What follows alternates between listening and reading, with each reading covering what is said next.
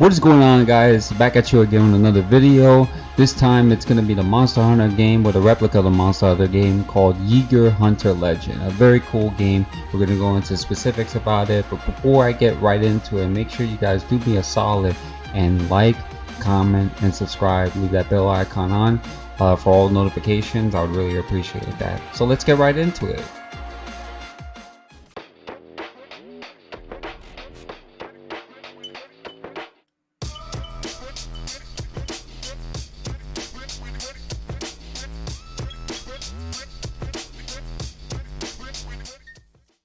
So like every game, we're going to start off with the basics, which is weapon school. Obviously this is very important because this is the place that you go to in case you want to be able to change your abilities for the weapon and everything else of that nature. Like me, I have a hunting sword. I main hunting sword, so obviously the attributes and the abilities are here, and when you unlock more you actually get a second weapon and so forth. So basically in this particular tree or in this school, you actually get showcase of different particular weapons that you would use other than the main weapon that you use. And you have choices to be able to configure what you want to be able to apply to your gameplay. And this is a very important tool, or this is an important ordeal, because this is what really helps you advance and get to know your character's weapon better. So the more that you progress throughout the story, the more that you progress through the levels, you unlock those abilities and you unlock the weapon in general. So next we're going to go into forge equipment, which is important because as you progress through the game, or as you progress through the story, or even as you progress leveling up, this is where you would go to forge equipment. Remember, you have to have the resources in order to forge these particular items. So the way Yeager works is that when you have items forged already, as you progress through the levels, or as you progress through the story, or even getting resources or newer resources, you're actually able to use that same item to forge a newer item that could be stronger and could increase GS rating.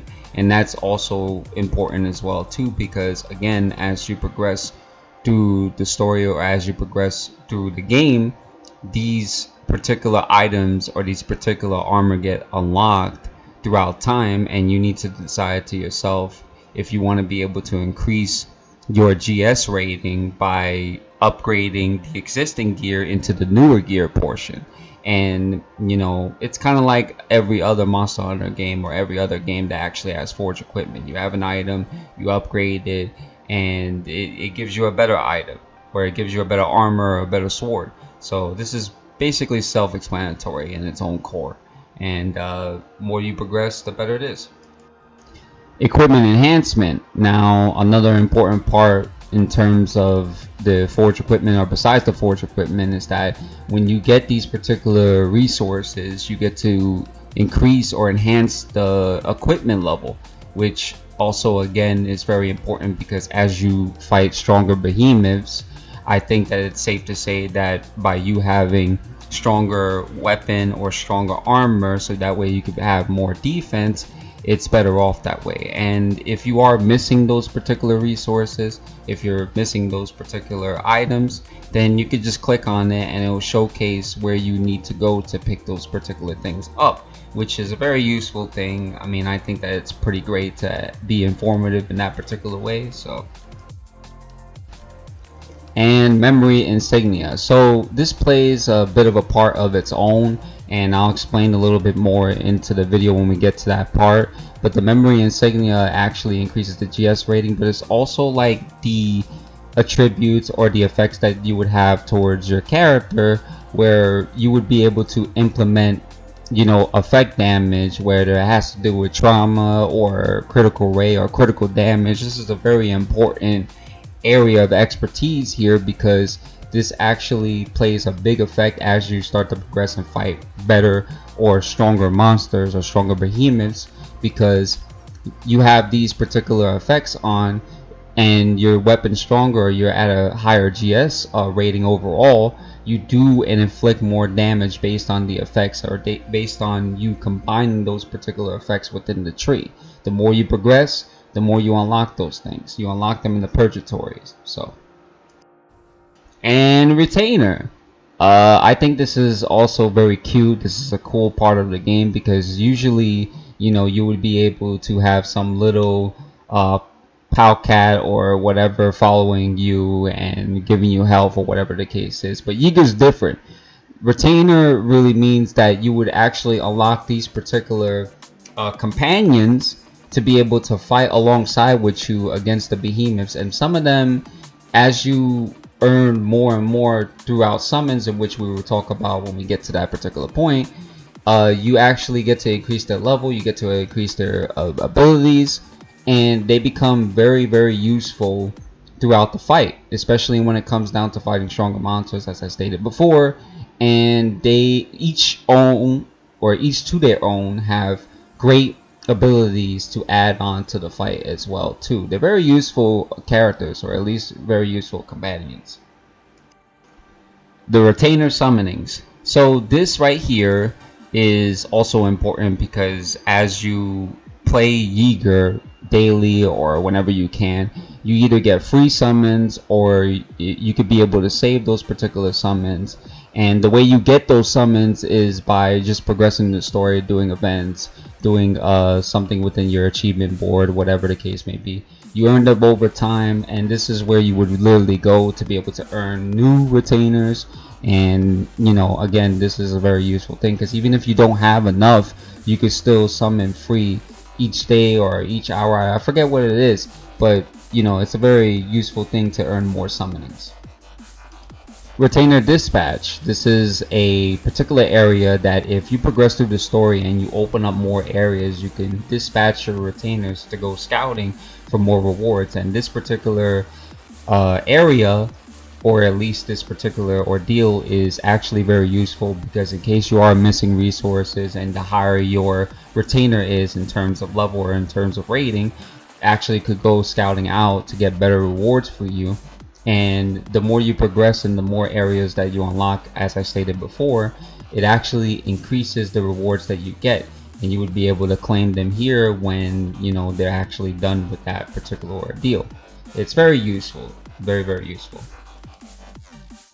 And who doesn't love cosmetics? This is the area in which you would actually use your crystals, whether you top it up or whatever the case is, or the calamite, I don't know how to really pronounce that, but you would use that to be able to purchase cosmetics. Do cosmetics play a role within the game? No, they're just for looks.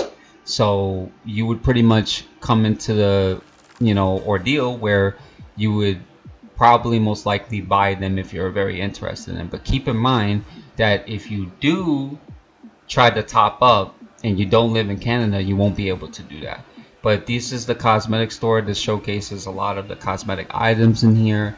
I mean, you know, a lot of the items are very, very unique.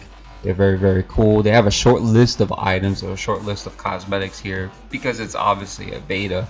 But it's a very, very interesting ordeal. I mean, obviously, if you're somebody who plays the game and you play the game enough, you're obviously going to want to make your character look cool. I mean, this is kind of self-explanatory, because the more that you progress and the more stronger you get, you want your character to look good and to be strong. So that's very self-explanatory.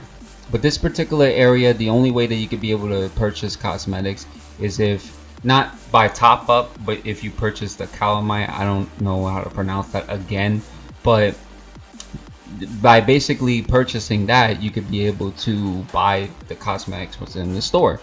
Again, they don't play a big effect, they're just there for display. And I think that, you know, some of the cosmetics here within the store actually look really good. I mean, I was considering on getting them myself.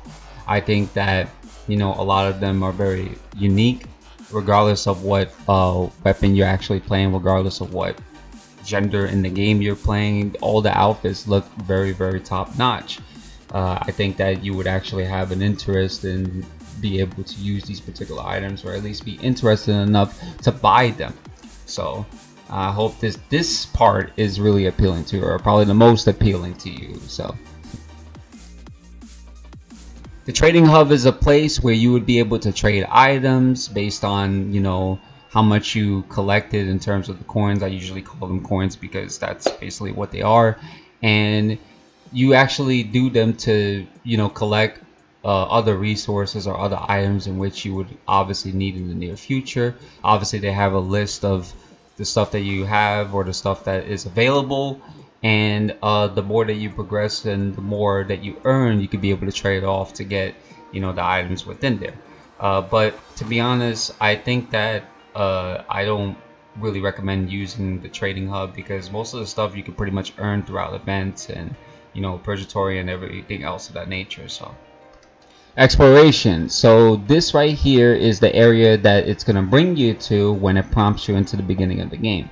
This is where you would actually go to look at new areas, new missions, and to be honest with you, this is a very self-explanatory ordeal, because a lot of the newer missions are always going to appear here. You're always going to have side missions that appear elsewhere, but this is the particular area you would go to every time you progress through the story. You unlock new areas and everything else of that nature. Who doesn't like farming with their friends? Right here, this is Expedition. This is where you would go to where every time you fight a behemoth in the story, or wherever you would go, mainly in the story, it would unlock the behemoth within this particular mode. And this mode is important in a way because you could choose whether you want to solo or team up with friends to be able to gather resources or farm for resources as you would playing, you know, Monster Hunter, of course. But this is a very important ordeal because as you start to progress through the story, you unlock these behemoths, or you unlock stronger behemoths, in which we would discuss a little bit later on in the video in certain areas, because there's a lot of other areas that have stronger behemoths of that nature. But you could choose to either team up to collect the resources, or you could choose to do solo. I don't know how to portion that out. I don't know if it's greater solo or team, but it's something for you guys to find out. So this right here is bounty quest. So the wanteds are the behemoths that you actually need to fight, and what makes this different from the expedition and the exploration is that there are elements that you would use to fight the monsters or to fight the behemoths. So like other games, there are elements in which hit harder, and there's some that do less damage. So depending on the element that you use to fight against these behemoths, greater the damage, and it makes the fight a lot faster. It's a very self-explanatory ordeal. You could choose to fight it again as a team or solo, but you get different rewards for each monster you actually fight, or behemoth you fight. Now, Tempest Hunt, this is the creme de la creme here. This is where you would go to be able to earn certain resources or items depending on if you beat these harder behemoths. Now, I'm not really too sure if they give you a choice to choose the elements or whatever the case is. I only played this like twice or 3 times, but I know that it starts you off with a certain amount of GS level, and when you go into it, you actually fight this particular behemoth here, and if you're able to beat them, you actually get a good amount of rewards where you could use to save up for cosmetics or anything else of that nature. But each behemoth actually has a weakness in which is showcased there, and you can apply to that particular weakness in, you know, other areas. So Ethereal Arena is a solo experience in which the more that you progress and fight these behemoths based on GS rating, the more you progress throughout that particular time, you get rewards. I mean, it's one of those things where if you are playing solo against these monsters, which you obviously have no choice, you get a certain amount of cool rewards, which is listed at the bottom and listed within the description of the monsters before you challenge them. It's a great ordeal to actually practice and play against those behemoths over time. The Purgatory. So this particular area is very important, and as I stated before in the video, I basically made it out that this area is the area in which plays a very big part to your memory insignia, because the more monsters you fight, whether it be a solo as a team, the more you could be able to gather those insignia fragments to be able to enhance or exchange them or replace with other stronger memory insignia fragments of that nature. So first things first, you fight them solo first time, but once you unlock the easy mode thing, you actually get to play with friends, which is actually more useful to farm. But keep in mind that you need to equip an element in which is the weakness of the behemoth, so that way you could be able to hit harder, because if you don't, you're going to take longer fighting them. So, and also keep in mind that in order to be able to start the Purgatory, if you look at the top, you need those particular things to start up in the first place, whether you're teaming up or playing. So by farming for him, it's easy enough to achieve. So alliances are self-explanatory. Obviously, if you join an alliance, there are a lot of particular things that you could do as a group. First things first, by donating, you actually get some orbs of resources to be able to enhance the attribute tree, which obviously I'll explain a little bit further. There are events that you can be able to join in together with your alliance, depending on which alliance that you actually join, whether it be active or not active. I highly doubt that anybody would want to stay into an unactive or inactive alliance. So basically, you get to go through trials, the gladiator battlefield, which will be coming out soon. Obviously, you get to join by the campfire, in which you would have to visit the camp, which I thought was a very cool idea. The alliance tech plays a very big part in with the whole tree of attributes that you have, because the more that you progress and the more that you donate per day, you actually get to increase these attributes, and it plays a big effect on your GS rating and your character. Which, speaking of the character, these attributes play a very big part, because as you sign in every day to donate, you actually have the choice on which you would feel that would be a little bit more presentable or towards the character in some type of way would be helpful fighting other behemoths. Hunting squad is very different from alliance, because if you create a hunting squad, it is kind of separate from the alliance because it has to do with friendship level. So you could either choose to create a hunting squad, or you can actually join one in which the more you guys play together, the more that you progress throughout the game, you build that particular friendship level. Now, I'm not really too sure what part that actually plays within the game. Maybe it probably plays a part of increasing GS rating, or maybe better rewards in the future, but that's just what you would do here. The shop is a very self-explanatory ordeal. Again, I know I regurgitate that word very often, but the more that you progress throughout the game and the more that you put time into the game playing, you know, main quest, expeditions, Purgatory, the Tempest Hunt, either or, you actually earn these items, resources, coins, or etc. So that way you could either get stuff for summonings, the skins, or just stuff for the retainers, because the retainer items are very separate. You could either choose to go to the Alliance store. If you save up Alliance store tokens or whatever the case may be, you can buy stuff in the Alliance store. The shop is just there for your particular needs. So this is an area that you would really go to in case you want to be able to use your items or coins to be able to buy those things. Obviously, there's a different store for the monthly pass. The monthly pass is what you would really purchase when you go into the value pack shop or anything of that nature, so that way you can purchase out the pass, and I'm assuming that it gives you greater rewards than anything that is in the shop currently. So the albums here are like the achievements. Basically, the more that you progress towards the exploration quest or those particular areas within the tree, you actually get really cool rewards as you progress throughout those particular trees. The more that you play, the more missions that you complete, the stuff that you will unlock. And as you can see on the top, you can see that you earn those particular cubes, in which every time that you complete a particular tree or main quest, and it's like a line of main quests, then you actually get better rewards and everything of that nature. So overall, I think the game is great. I think that most of the stuff that I've showed you so far was probably informative. I hope it was informative for you guys.